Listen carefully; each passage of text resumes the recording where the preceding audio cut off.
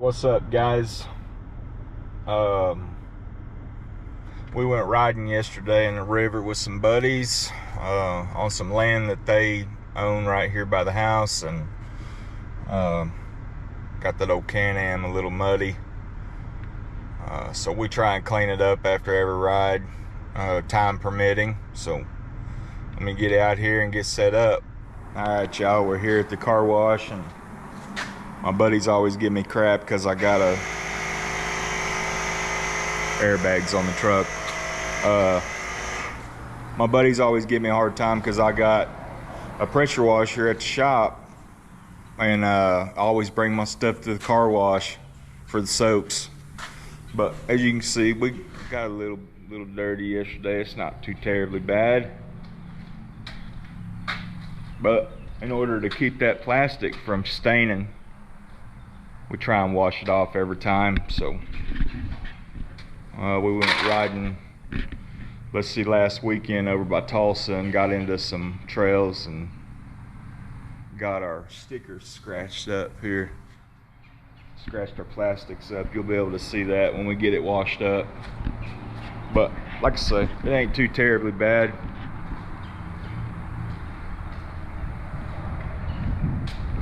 We just try to keep it washed off when we can. But yeah, we'll get at it.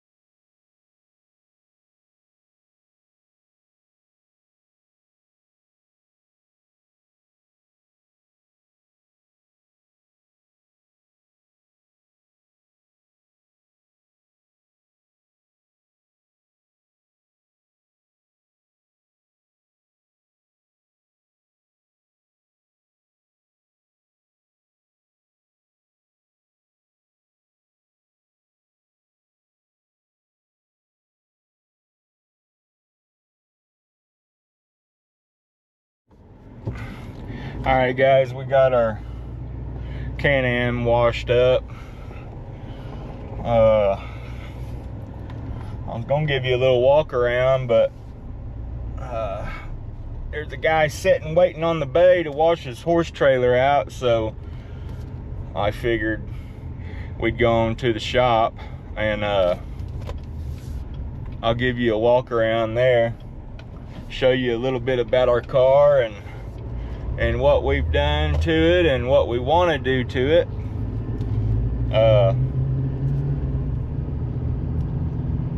See what you guys think. Nah, we made it to the shop. Jump out here and look at this car.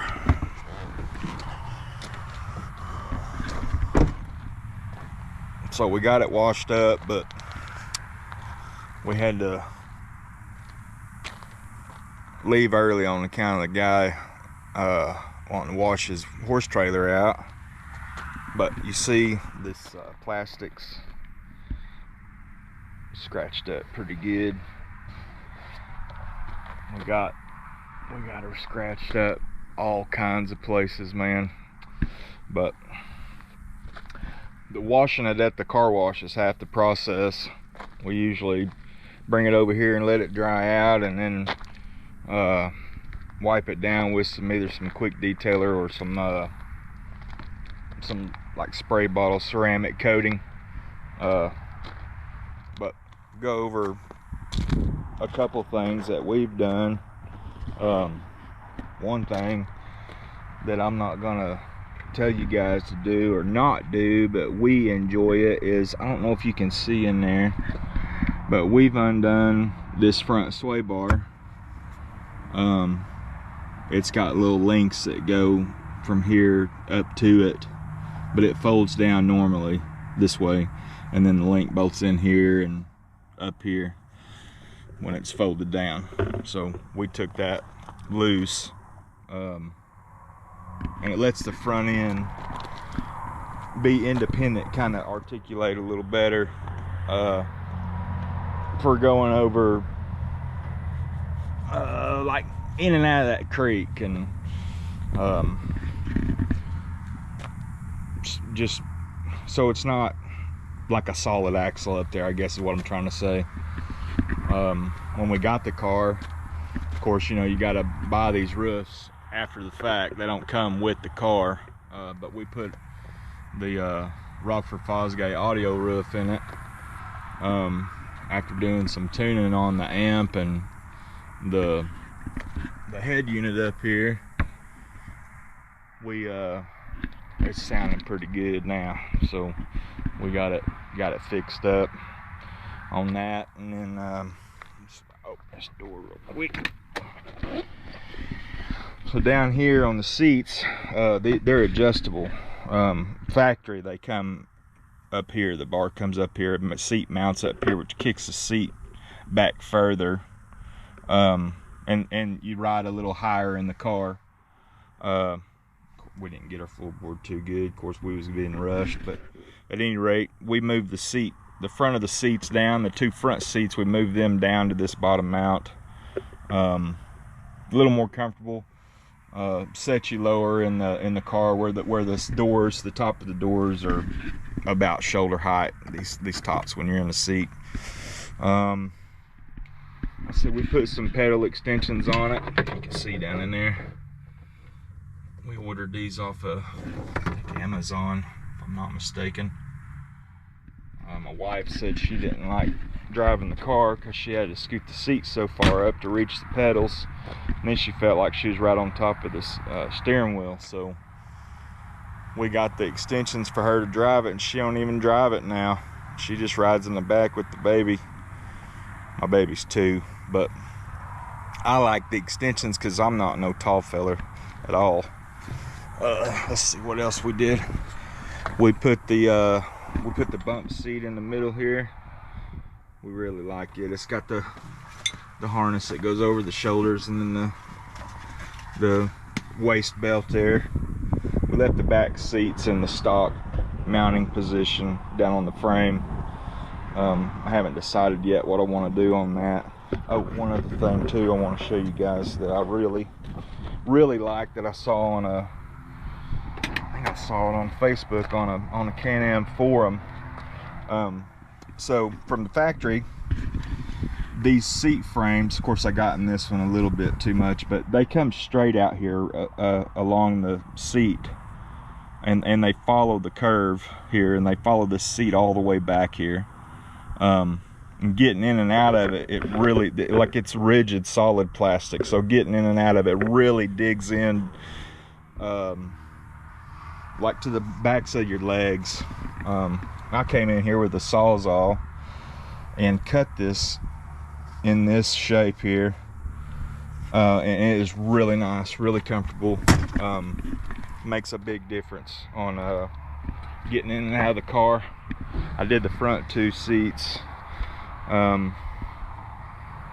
first, and then did the back 2 later, after, of course, again, my wife was on me about getting the back seats cut. And I don't ride in the back seat, so I just never jumped on it, you know what I mean? But we got it took care of now, so the back seats are done as well. I don't know if you can see here. Where'd you go? Yeah, okay, so we cut these. These are a little different than the front seats. The frame, if you will, the plastic, if you will, is a little different setup, so that's why it looks so much more cut out. We added these bags in the doors. They're not waterproof at all, but we keep stuff in here. You know, like I said, my baby, she's 2, so we carry diapers and swimmers, and they go in those bags in a Ziploc bag. What else we do? Oh, I can't forget this at all. This is probably the best thing we've done with this car. So stock, the springs, I don't know what the deal is with the springs, but the stock Can-Am springs are not very rigid. You can adjust them. They tell you in the book, in the car, how to adjust them. You know, so many inches from here to there, and the different preload collar and the crossover rings and all that. They have all the measurements for all that. But I adjusted the thing every time we rode it. I guess I adjusted it 3 or 4 times to keep the ride height to where we weren't dragging the belly, because this car is a 4-seater car, so it's very long. And going over some of the rocks and you know, out in the sand and stuff, going over some of the hills, that it drags the bottom real bad, or did. And so we put on, best investment, man, best investment so far, we put on these shock therapy springs. So right here is your preload collar up here, and then right in here, if you can see, there's 2 more rings. These are the crossover rings, and what it means is the car rides on this stock. This is a totally different, so this crossover bushing actually sets against these rings now, so you actually use the whole spring setup now, but stock, these rings are way up here. And so the car rides on this spring all the time until you get some low or jumping or whatever, and then it compresses and starts using this spring. But now again, after this shock therapy setup, it's using the whole spring in the back. Night and day ride. I mean, night and day smooth. It's very nice, very nice. I can't say enough good things, but whenever you go to order them, Shock Therapy has a questionnaire, if you will, about, you know, how much weight, like what you weigh, the driver, how many passengers you have in, how heavy is your ice chest when it's loaded. We put all those numbers in. They sent us the springs to go on the car. They're labeled front, upper, lower, rear, upper, lower, so you can't switch them up in the front and the back. It's just perfect, man. It's just perfect. Let's see, we added this fire extinguisher on the rail. Thank God we haven't had to use it yet, but it's there just in case, right? We haven't got a good plan figured out on exactly how we want to do this setup. If you can see here, this ice chest is, well, it's head high to me, so looking in it is a no-go. So basically we just have to pop this open, and just reach in here and feel for what we think we're feeling for. I believe I will.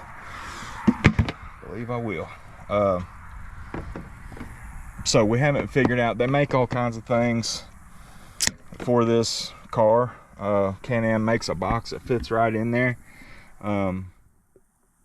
It's actually, they make 2 different ones. So one of them is just a cargo box, and then the other one is a cooler. Small cooler, but I mean, we don't, hell, that ice chest carries more ice than it does anything. As long as we got Mountain Dew and chocolate milk from a baby in there, she's golden, right? But the boxes are very expensive. The ice chest one, I think, is knocking on $400, a little over $400. And then we carry a bunch of, like, we carry towels, and we'll carry change of clothes, and again, we got an 8-year-old that rides with us, and we got a 2-year-old that rides with us, and we got to have half the house with us, as far as toys and change of clothes and towels and tablets and what have you, is all got to go with us.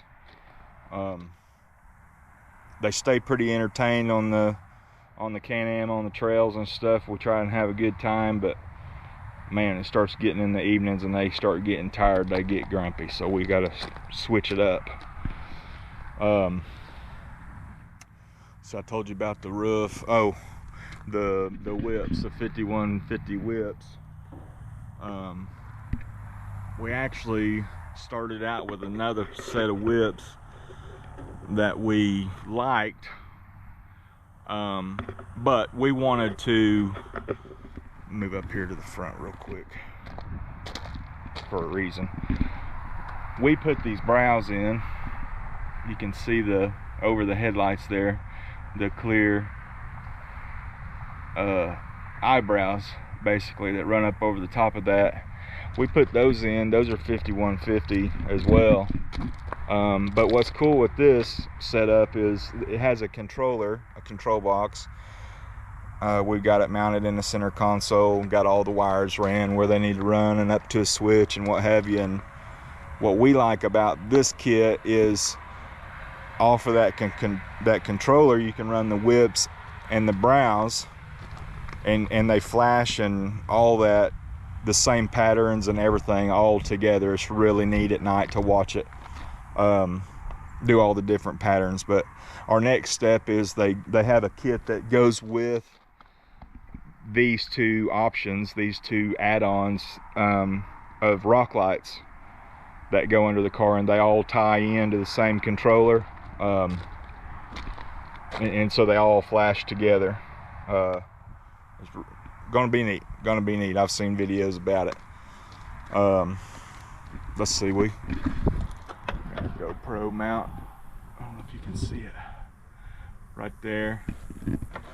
Carry a GoPro right there. We added these mirrors. These are not Can-Am mirrors by no means, but they clamp on the bar right there.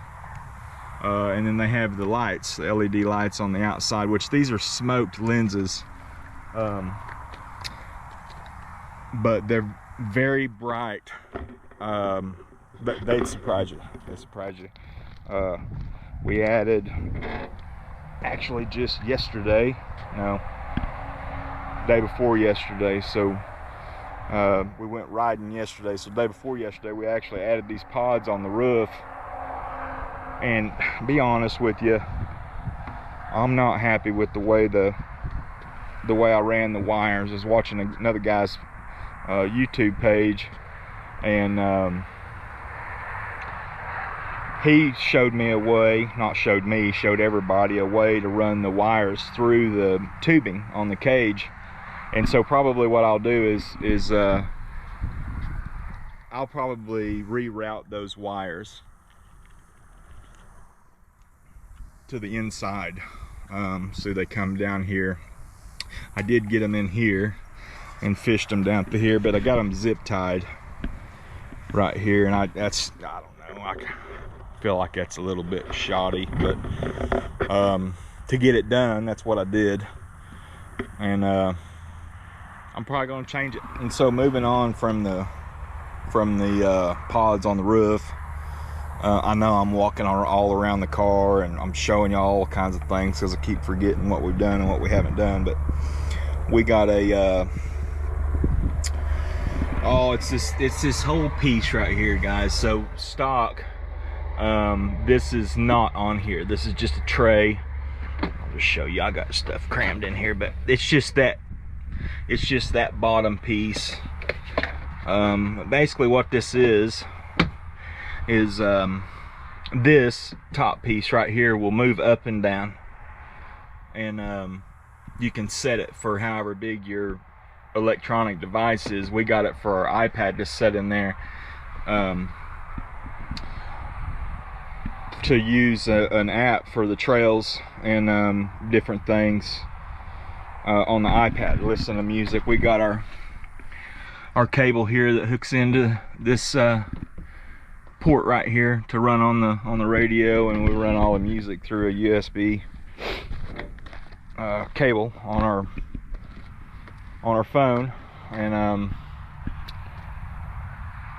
yeah, we got that mount for the iPad so that we could stick it on there and have a map of trails and stuff, instead of having to stop and get the phone and try and draw up the app and all that and try to find where we're at and all that nonsense. The iPad just sits right up there. You got the trails up all the time. Pretty handy deal.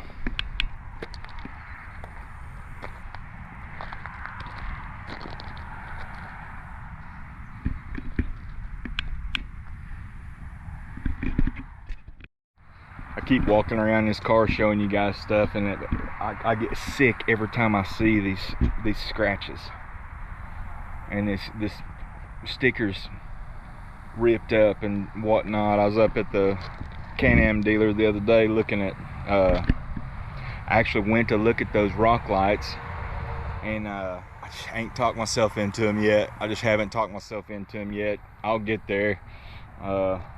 But at any rate, I was telling them about riding and scratching this up, and they were like, well, hell, just get the new stickers. They can't be $400 for the whole kit. And I'm thinking, my goodness, I imagine,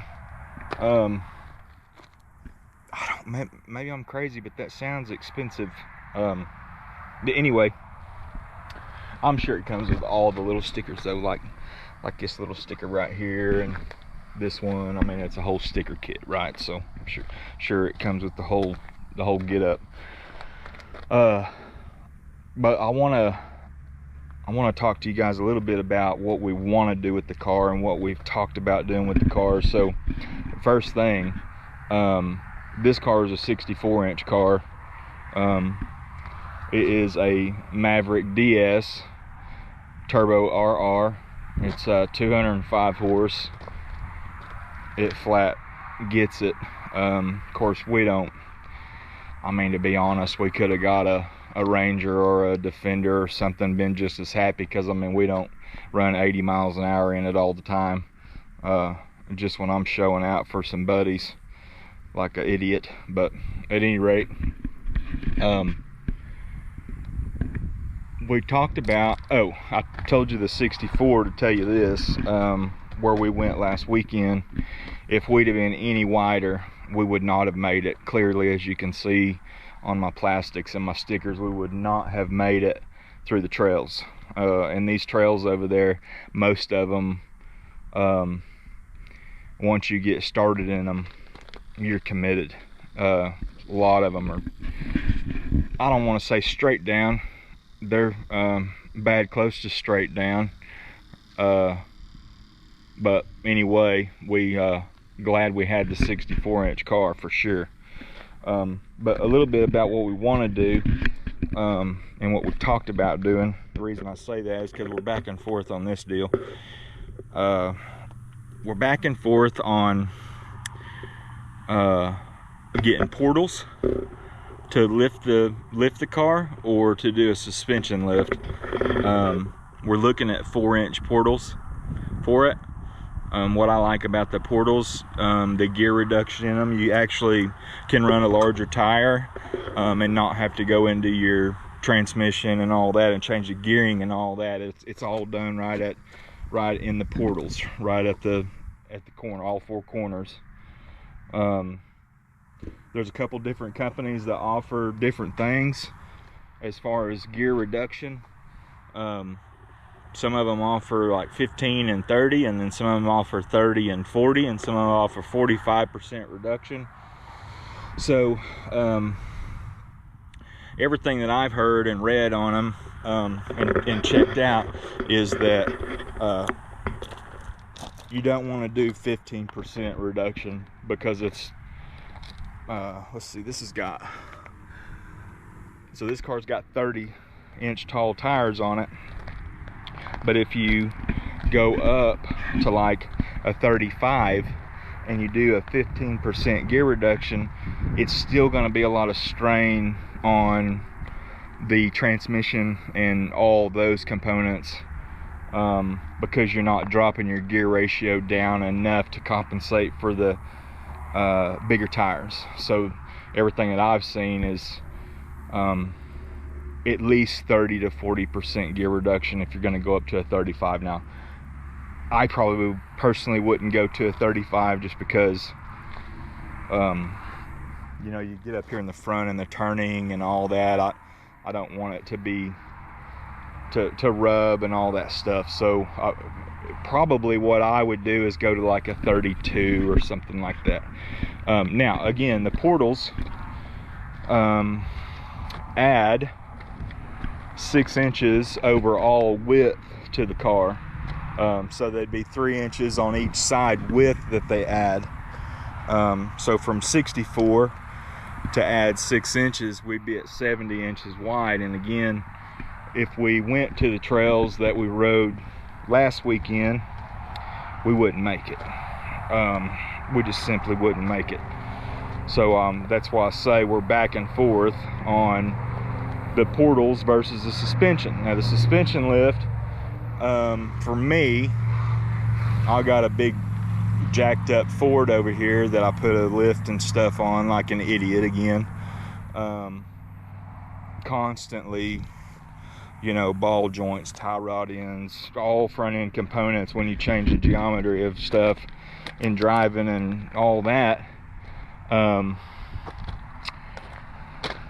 It's constant maintenance, man. It's constant maintenance, and that's kind of what's got me not interested in the suspension, because you know, you put all your ball joints and everything at a different geometry, if you will, a different angle, and it just wears faster.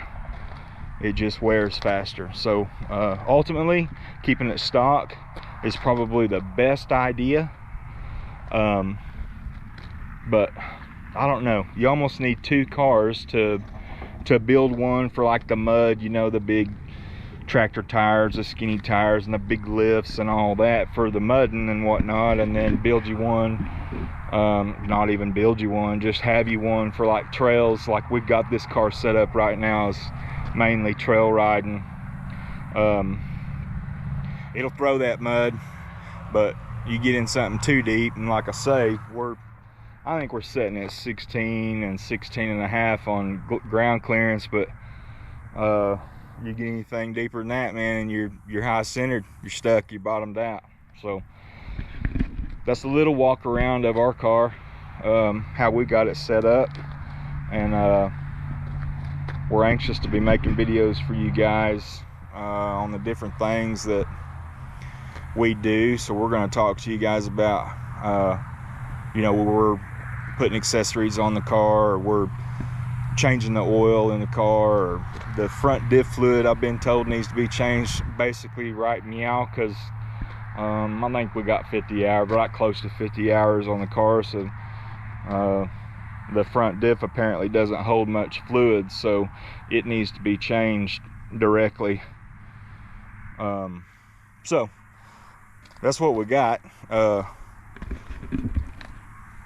I don't know, just a few things. Our deal right now that we're back and forth on is the lift. You know, do we leave it like it is? Do we do the portals? Do we do the suspension? What do we do? You guys comment what you think. What some of the pros and cons you've heard on portals versus suspension, and the other way. You know, what's some of the pros and cons on the suspension? You know, there's little things like exhaust. If we change the exhaust, if we do a bed delete, drop our ice chest down, and you know, all that stuff. So we look around at different things, different ideas that people's got, different pictures that people's done and built their cars up a certain way, and a lot of things that we like, and some that we don't like. But like I say, this channel is going to be basically us hanging out with our buddies, riding. We're going to try and hit a bunch of different parks, you know, over the course of the rest of the year, and watching us put accessories on, maintenance and whatnot. May try to get some of our buddies on here and some of the things they do, but we're excited. We're having a great time with it. The kiddos love it. It's good family time for us. But yeah, that's what we got. So I appreciate you guys, and subscribe.